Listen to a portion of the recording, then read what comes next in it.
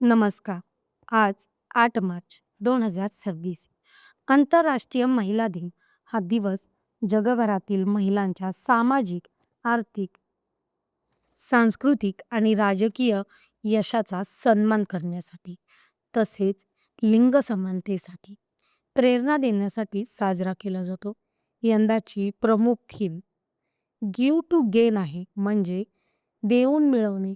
जेव्हा आपण उदारतेने देतो, सहकार्याने पुढे येतो, तेव्हाच लिंग समानतेची खरी प्रगती होते.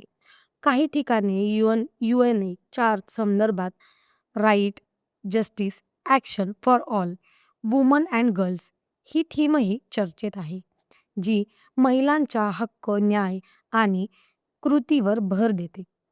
सर्वांना मनापासून नमस्कार आणि आंतरराष्ट्रीय महिला दिनाच्या म्हणजेच 8 मार्च 2026 हार्दिक शुभेच्छा.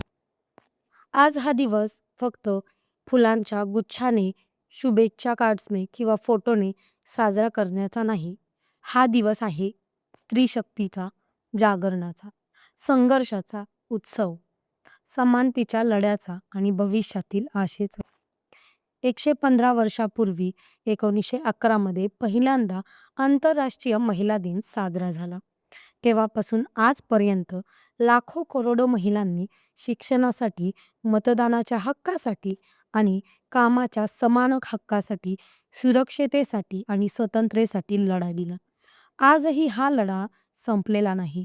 तो अधिक तीव्र आणि आवश्यक झाला आहे. यंदा 2026 मध्ये आंतरराष्ट्रीय महिला दिनाच्या अधिकृत थीम आहे गिव्ह टू गेन म्हणजेच देऊन मिळवणे. जेव्हा आपण उदारतेने देतो, शिक्षण, संधी, आधार, सुरक्षितता, आधार, तेव्हाच आपण खऱ्या अर्थाने मिळवतो. समाज मजबूत होतो, अर्थव्यवस्था वाढते, कुटुंब सुखी राहते आणि देश प्रगती करतो.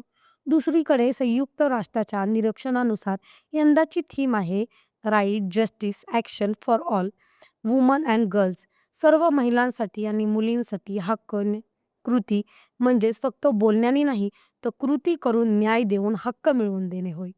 आपण खरी समानता आणू शकतो. भारतात आजही अनेक ठिकाणी महिलांना आणि मुलींना शिक्षणापासून वंचित ठेवलं जातं. कामाच्या ठिकाणी असमान वेतन मिळते. घरगुती हिंसाचार, बालविवाह, लैंगिक छळ असे अडथळे आहेत. पण तरीही भारतीय महिलांना अनेक क्षेत्रात कमाल केली आहे. सावित्रीबाई फुले पहिला मुलींच्या शाळेच्या संस्थापिका, ज्यांनी अंधकारात शिक्षणाचा दिवा पेटवला.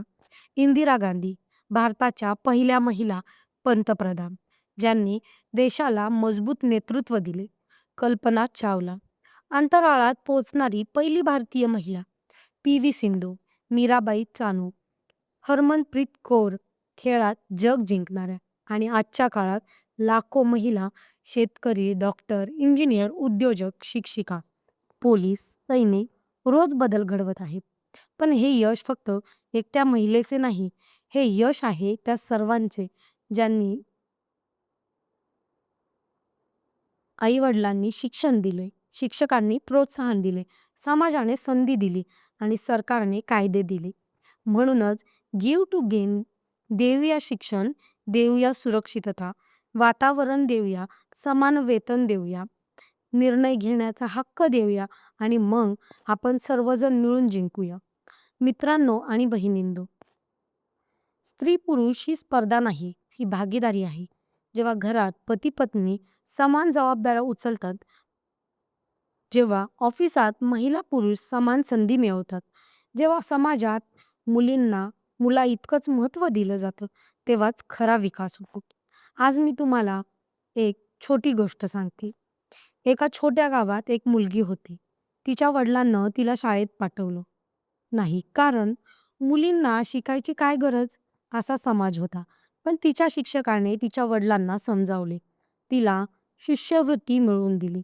आज ती मुलगी डॉक्टर आहे आणि तिच्या गावात शेकडो मुलींना शिक्षण देते.